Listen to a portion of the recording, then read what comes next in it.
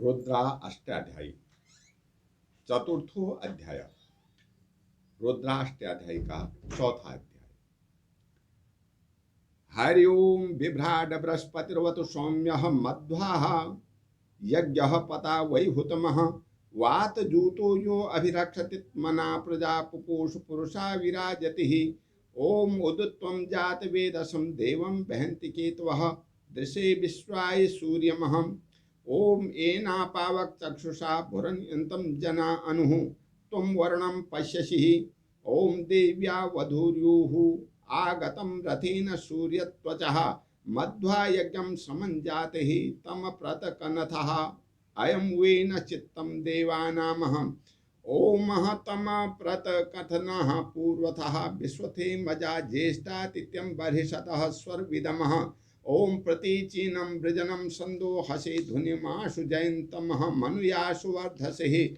ओम अयं वेनश्चयोदयतः प्रश्निगर्भा ज्योतिर्जरायुरजसो विमानेः इमं पांसंगमे सूर्यस्य शिशुनः विप्रामतिभिर्हन्तिः। ओम चित्रं देवानां मुदगातनीकं चक्षुमित्रस्वर्णस्या अग्निः आपाधावा पृथिवी अंतरिक्षं सूर्यः आत्मा जगतस्तस्तु सश्चः। ओम आनेडाभिविदथे सुषस्ति वैश्वानर सविता देव एतुः अपि यथा युवानु मत्सतानु विश्वजगदभिपित्वे मनीषः।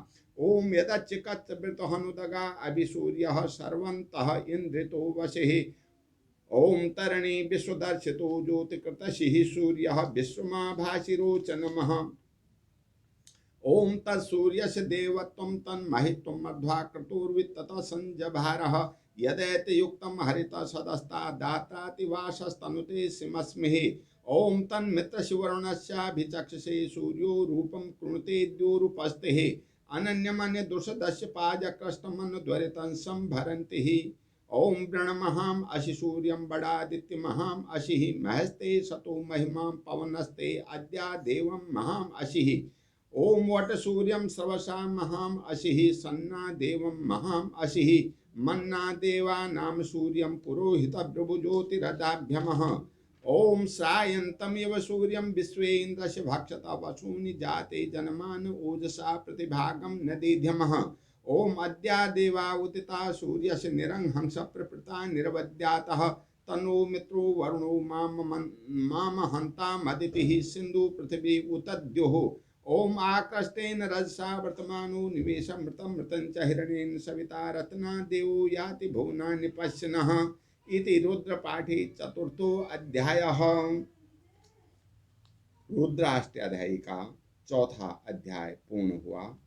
अब रुद्राष्टाध्यायी के चौथे अध्याय का अर्थ।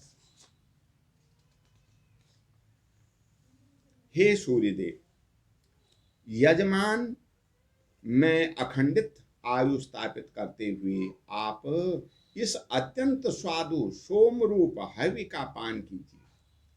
जो सूर्यदेव वायु से प्रेरित आत्मा द्वारा प्रजा का पालन और पोषण करते हैं, वे अनेक रूपों में आलोकित होते हैं। सूर्य रश्मियां संपूर्ण जगत को आलोक प्रदान करने के लिए अग्नि तेजोमय सूर्य देव को ऊपर की ओर ले जाती रहती हैं। सबको शुद्ध करने वाले हे वरुण देव, आप जिस अनुग्रह दृष्टि से उस सुपर्ण स्वरूप को देखते हैं, उसी चक्षु से आप हम ऋतुजों को भी देखिए। हे दिव्यासुनी कुमारों, आप दोनों सूर्य के समान कांतिमान रथ से हमारे यहाँ आइए और पुरोडास दधि आदि से यज्ञ को सींच करके उसे बहुत हवि वाला बनाइए। हे इंद्र, आप जिन यज्ञ कर क्रियाओं में पुनः पुनः सोमरस का पान कर वृद्धि को प्राप्त होते हैं, उन उत्कृष्ट विस्तार वाले सर्वश्रेष्ठ यज्ञों में कुश आसन के सेवी स्वर्गवेता शत्रुओं को कंपित करने वाले तथा जेतव्य वस्तुओं को शीघ्र जीतने वाले आप बलपूर्वक यजमान को फल यज्ञ प्रदान करते हैं। जैसे पुरातन भृगु आदि ऋषियों, पूर्व पितर आदि विश्व के सभी प्राणियों तथा वर्तमान यजमानों ने आपकी स्तुति की है, उसी प्रकार हम आपकी स्तुति करते हैं। विद्युत के लक्षणों वाली ज्योति से परिवृत यह कांतिमान चंद्र ग्रीष्म ऋतु के अंत के समय जल निर्माण के निमित्त सूर्य अथवा द्युलोक के गर्भ में स्थित रहने वाले जल को प्रेरित करता है। बुद्धिमान विप्रगण सूर्य से जल की संगति के समय मधुर वाणियों से उस सोम की उसी प्रकार स्तुति करते हैं जैसे आप लोग मधुर वचनों से अपने शिशु को प्रसन्न करते हैं। यह कैसा आश्चर्य है कि देवताओं के जीवनाधार तेज समूह तथा मित्र वरुण और अग्नि के नेत्र स्वरूप सूर्य उदय को प्राप्त हुए हैं। सथावर जंगममय जगत के आत्मा स्वरूप इन सूर्य देव ने पृथ्वी द्युलोक और अंतरिक्ष को अपने तेज से पूर्णतः व्याप्त कर रखा है। सब जीवों के हितकारी अंतर्यामी सूर्यदेव हमारी सुंदर आहुतियों के कारण प्रशंसा योग्य यज्ञशाला में प्रकट हों। हे जरा रहित देवताओं, आगमन काल पर जिस प्रकार आप सब तृप्त होते हैं, उसी प्रकार इस सारे जगत को भी प्रज्ञा से तृप्त करें। हे अंधकार के नाशक ऐश्वर्य युक्त सूर्यदेव, आज जहाँ कहीं भी आप उदित होते हैं, वह सब स्थान आपके ही वश में हो जाता है। हे सूर्यदेव, आप संसार सागर में नौका के समान हैं, सबके दर्शन योग्य हैं तथा सबको तेज प्रदान करने वाले हैं। प्रकाशित होने वाले सारे संसार को आप ही प्रकाशित करते हैं, अर्थात अग्नि, विद्युत, नक्षत्र, चंद्रमा, ग्रह, तारों आदि में आपकी ही ज्योति प्रकाशित हो रही है। सूर्य का जो वह देवत्व है और वह जो ऐश्वर्य है, वह विराट स्वरूप देह के मध्य में सब ओर से विस्तारित ग्रह मंडल को अपनी आकर्षण शक्ति से नियमित रखता है। जब ये अपनी हरित वर्ण की किरणों को आकाश मंडल में अपनी आत्मा से युक्त करते हैं, तदंतर ही रात्रि अपने अंधकार रूपी वस्तु से सबको आच्छादित कर देती है।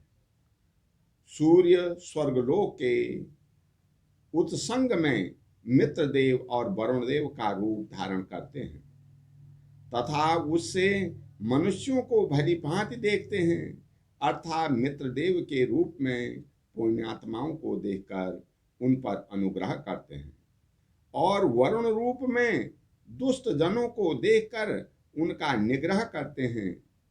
इन सूर्य का अन्य स्वरूप अनंत अर्थात देश काल के परिच्छेद से रहित मायोपाधिका नाशक ब्रह्म ही है। इसके साकार रूप को इंद्रियों की वृत्तियां अथवा किरणें धारण करती हैं, अर्थात सूर्य ही सगुण और निर्गुण ब्रह्म है। हे जगत के प्रेरक सत्य स्वरूप सूर्यदेव, आप ही सर्वश्रेष्ठ हैं। हे आदित्य, आप ही महान हैं। स्तोतागण आपकी महान और अश्विनी स्वर महिमा का गान करते हैं। हे दैदीप्यमान सत्य स्वरूप, आप महान हैं। हे सत्य स्वरूप सूर्य, आप धन अथवा यश से महान हैं। हे सत्य स्वरूप देव, आप महान हैं। आप अपनी महिमा के कारण देवताओं के मध्य असुर विनाशक अथवा समस्त प्राणियों का कल्याण करने वाले हैं। आप सभी कार्यों में अर्धदान आदि के रूप में प्रथम पूज्य हैं। आपकी ज्योति सर्वव्यापी तथा अनुलंघनीय है। सूर्य की उपासना करने वाले इंद्र आदि की उपासना से प्राप्त होने वाले धन, धान्य, ऐश्वर्य आदि भोगों को स्वतः प्राप्त कर लेते हैं। अतः हमको चाहिए कि प्रकाश की किरणों के साथ जब सूर्य भगवान उदित होते हैं, तब हम उनके निमित्त यज्ञ में देव भाग अर्पित करें। हे सूर्य रश्मि रूप देवताओं, अब आज सूर्य का उदय होने पर आप लोग हमें पाप और अपयश से मुक्त करें। मित्र, वरुण, अदिति, समुद्र, पृथ्वी और स्वर्ग, ये सब हमारी वचन को अंगीकार करें। सबको प्रेरणा प्रदान करने वाले सूर्यदेव स्वर्णमय रथ में आरूढ़ होकर कृष्ण वर्ण रात्रि लक्षण वाले अंतरिक्ष मार्ग से पुनरावर्तन क्रम से भ्रमण करते हुए देवता मनुष्यादि को अपने अपने व्यापारों में व्यवस्थित करते हुए तथा संपूर्ण भुवनों को देखते हुए विचरण करते हैं। इस प्रकार रुद्रपाठ रुद्राध्याय का 4था अध्याय पूर्ण हुआ।